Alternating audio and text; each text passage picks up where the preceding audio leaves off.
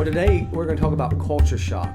Now, culture shock, some people may think, well, I'm spiritual. I'm not going to have culture shock. I'm good mentally, emotionally. I'm not going to have culture shock. Well, you need to understand that having culture shock doesn't mean you're less spiritual or less immature. It just means that you're a normal person in an abnormal situation, and you're learning how to deal with that, how to cope with that, and how to adjust with that. So we need to understand first, as we get into this section, that culture shock can be a very normal part of a missionary's life. And there may be times and seasons where they're in culture shock, and they may think, oh, I've gotten through this, but maybe at another season, another situation, they may experience it again. But it's all a learning process of learning how to adjust and acculturate to a new situation, so you not just survive it, you can thrive in it. Let's get started. Welcome back to an introduction to missions. Today we're talking about culture shock. Culture shock is experienced to varying degrees by every cross-cultural worker. It by definition is a negative emotional response to the mismatching of cues from the new culture with cues from the old. You get into a new place and you realize they don't dress the way you used to dress. They don't drive the way you drove back in the States. The food they eat, how they eat it, all these things are different. Their religious views, everything, you realize very quickly that you're not as, you're not back home anymore. Paul Hebert says it's the shock in discovering that all the cultural patterns we have learned are now meaningless. It arises when we realize that we have no return ticket and this new place is now our home. Now I have to live here with this people and their ways, and it can be very frustrating. As one person has said, culture shock happens when my norms are no longer normal. Or another way of looking at it is when it's the normal response of healthy people to profound change. And so when you're in a cross-cultural context, by definition, is that you are crossing culture, you're crossing language and cultural barriers for the gospel's sake. And by definition, it's going to be different. Now, in differing degrees around the world, that degree of difference can be small to very dramatic. There are really two key reasons for culture shock. The first reason are differences. Now, there could be a variety of differences. They could be differences in housing, differences in food, differences in how you eat that food, differences in transportation, differences in worldview, religion. Now, the culture shock comes in when the differences are now greater than ever before, where you don't have a box for what they just said or what they just did, and it can frustrate you. In Asia, many places, it's not a bad thing to ask people how much money they make or how much they paid for something. That's been asked of us a lot, and you can be kind of shocked at how forward people might be, but that's kind of how the culture is, or how they share things. If you're in a lot of places in Asia, if you open up a bag of chips, where it's expected that you're going to share with everybody around you, and that can be good. If you didn't bring something, others might share with you. But if you're the one thinking, I'm going to keep this all to myself, people may get mad at you and think you're selfish in that. And so the differences we have, the differences in our views, how we do life, these things can be very frustrating. But only the difference is not only the reason for culture shock, but our expectations. You see, expectations are like pillars of life. They're the norms on which we build our life, of how are my days ordered, what do we do, how do we spend our time, how do we get around, how does life work? And then you move overseas, and then all these props are removed. And what we need to do in order to work through culture shock and our expectations is these props need to be rebuilt. so that, one of the reasons why we get frustrated with people is we expect things to be a certain way. And we don't realize this until we're in a different context. Like when you turn on the lights, you expect it to come on. You don't even second guess that. Where in some places in the world, they don't have an expectation of power at all. Or one missionary went to a place and he said, as I walked through the different streets, I realized there was something really bad wrong there.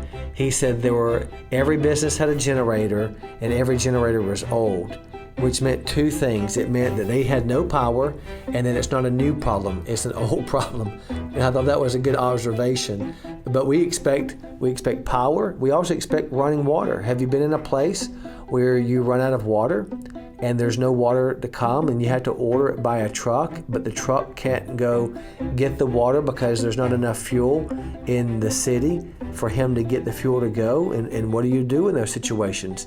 And so you're expecting life to work in a certain way, and it's not working. You may expect the grocery stores to stay stocked, or you may expect if something sells out that the shop owner would want to get more. I remember being in a store one time, and a store owner said, well, I'm not going to get any more of that product. And we asked him why. He said, well, every time I get it, it just sells right off the shelf, and I can't keep the shelf stocked. And so that may be like, what are you thinking? And so these differences in our expectations, these things combined or cause us to experience culture shock. Now, there can be three kind of experiences or three types of culture shock. Dr. Stan May has spoken on these.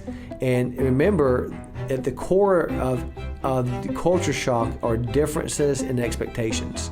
So there's culture shock that is what's called host culture shock, where it was with the people of the new culture or life in the new culture. And so the differences there, our expectations there, are we're in shock with them.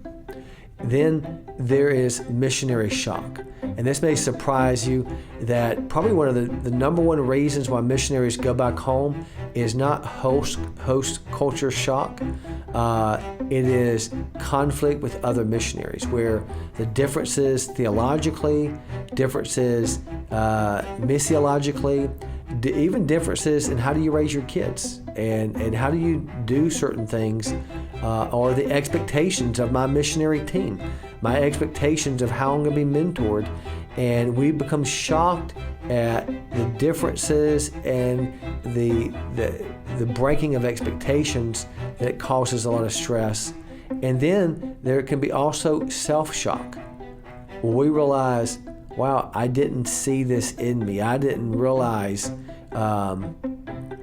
this about my own thinking, my own behaviors, and we become shocked at ourselves. Or we had certain expectations that maybe you were very effective in the States in ministry, and you go in a cross-cultural context, and because there's the learning curve of language and culture, you're kind of in a depression because you expected yourself to be very effective, and now you can't even go to a store and order at a restaurant because you're still having to learn language and culture.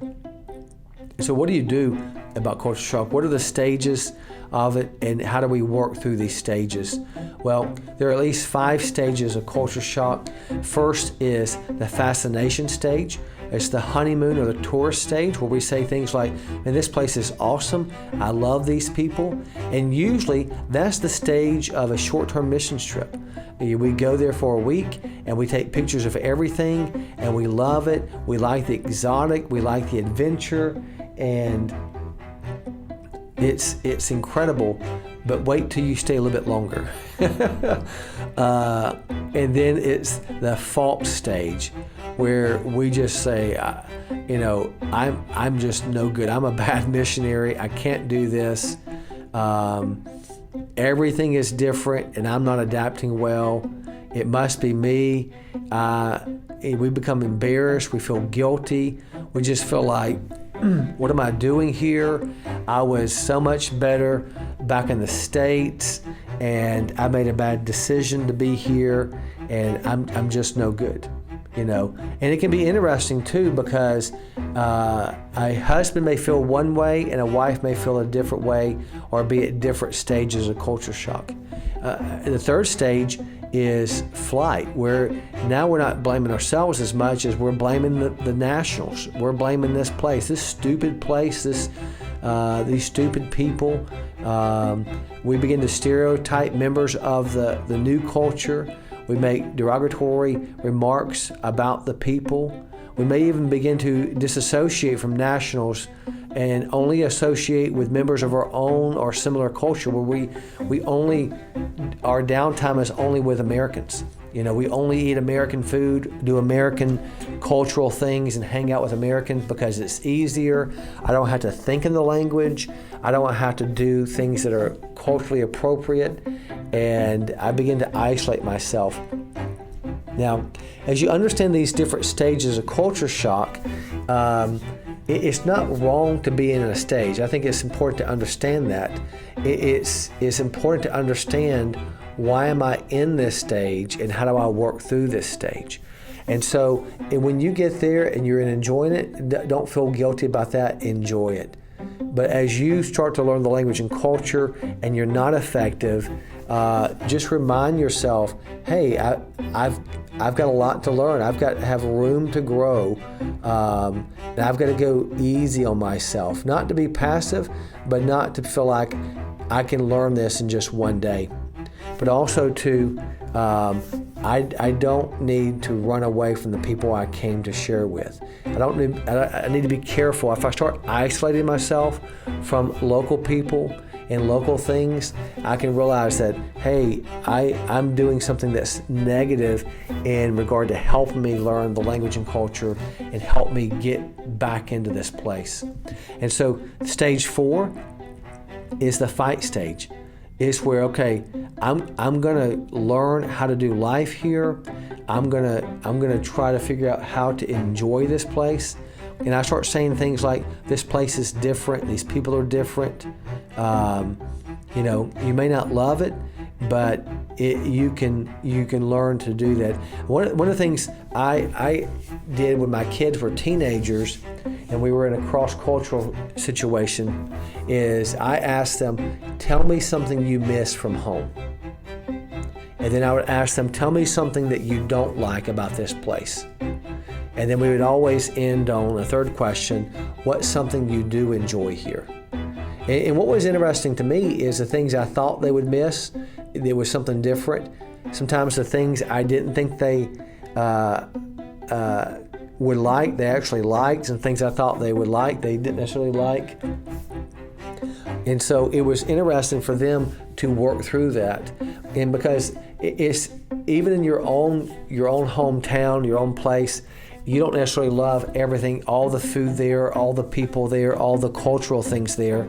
And so it makes sense that in a different cultural context, you don't necessarily love everything about it, but you learn to embrace the differences and learn how to enjoy what things you can enjoy. And so you're learning how do I become autonomous to be able to function in this culture and in this context. And then hopefully the 5th stage of culture shock is your fit, where there's a culturation and you become bicultural. It's like you still love your hometown, you love your country and stuff, but this place is not so bad. I'm learning to love these people because I'm learning to do life with them. And you learn to enjoy this. Does it mean you love everything about it? And you may not love every food that's there, but you find the foods you love and eat lots of those. You learn the different cultural things you can do and enjoy, and you begin to embrace that new culture that you're in. And to recognize these things take time. And the different stress of being in a cross-cultural situation, you can find yourself going through these different stages at different times.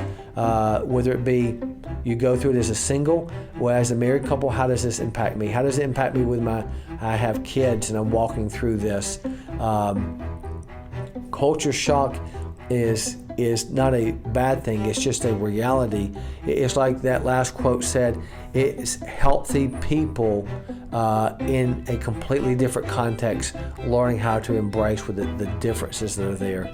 And so how do we do this? What are some solutions to this? Well, there are at least 5 strategies to recover. Number 1, remember this is culture shock and you'll get through it. Your frustrations with yourself, your frustrations with them, this is not the end of the day. And so remember where you're in. Sometimes what you need to do is just have a retreat, have an American day. Say, you know what? I need to, this weekend, I need to just watch American movies, eat American food, and just have a retreat just to recoup and renew. Then you need to have a charge. You need to go out and witness. There was a couple in South Asia one time. They had packed up their stuff, and their plan was to go ahead, buy tickets, fly back to America, and after they made it back to America, tell their supervisor they left. And that would have been shocking news. Well, it was Christmas time, and they said, well, it is Christmas. Before we leave, let's invite our neighbors over to the house.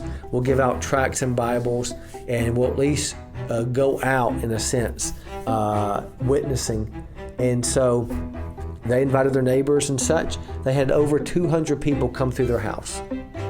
And because they went out for the purpose for which they came, they said, you know what, this is why we stayed. This is why we came here. Let's stay. Let's work through the culture shock. Let's figure out how to learn the language, how to get equipped, because this is why we came. And I would encourage you, in the midst of culture shock, go do the things you came to do. Take charge and go out and witness. That will renew your call and your purpose for being there. Also, you need to recharge. You need to get along with God and deal with your heart. Lord, forgive me. Lord, give me the grace to abide in you and give me your love for these people. Once again, when we talk about that apprentice term, that's why it's important for someone to check on you. Hey, how's your quiet time? How's your walk with the Lord?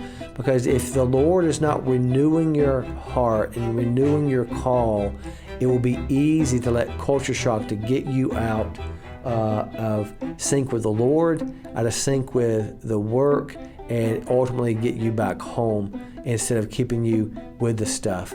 And it's important also, as you recharge, that you identify the difference between culture shock and culture stress. You know, culture shock obviously is things are completely different. Culture stress is every culture has its stress. You know, you go to the traffic in some places in the world, and it's incredible chaotic, and that can be shocking to you. But even if it's once you learn to get over the shock of it, sometimes it's still just stressful. Sometimes different relational things are stressful, and I think sometimes it's good to recognize that, hey, no matter what context I'm in, this is just normal stress. So don't be paralyzed by stress. Understand the difference there. It's also important to understand the difference between culture shock and just plain sin. I think sometimes missionaries will excuse sinful behavior and just say, well, it's culture shock. I behaved rudely. I said things I shouldn't said. I did things I shouldn't do, but I was in culture shock. And really, what they need to be told is, no, you're just in sin, and you just need to get right with God. And that's why we need to recharge, get along with the Lord, let Him deal with our heart, whether it's culture shock, culture stress, or just plain sin. And then sometimes we just need to vacate. You know, you need to get away, take a vacation, take some days away, and just renew. We need to remember, as you're walking through culture shock, that different is okay. And what you will do is you'll develop a high degree of tolerance towards difference. And if you keep a sense of humor, which is huge, the difference can be fun because it is that different. If you keep your eyes on the Lord, let the Lord be the one who gives you the right expectations to have, Psalm 62:5 says, "My soul waits silently for God alone, for my expectation is from Him." Let the Lord set your expectations. Let His Spirit give you flexibility. Allow you to be flexible in cultural situations, in stressful situations, and really what you have to do is be careful what you say before you understand. You may say, "Man, this is stupid. These people are dumb. This place is backwards." But it may be actually you're the one who's dumb because you don't understand how things work or the limitations of that area.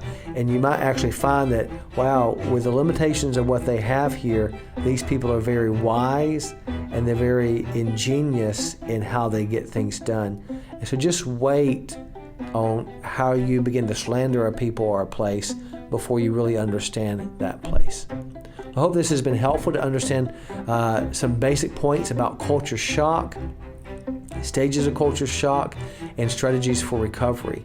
Until next time, have a great day. Well, that's going to do it for the day. I do think it's really important to note the difference between culture shock and culture stress, because sometimes we think we're in culture shock and no, it's just a stressful situation. We need to also understand too that we cannot just give into sinful attitudes or sinful behavior because we're in culture shock or culture stress. We need to abide in Christ so that He can give us the grace to cope and to learn to thrive in these new contexts. Well, until next time, have a great day.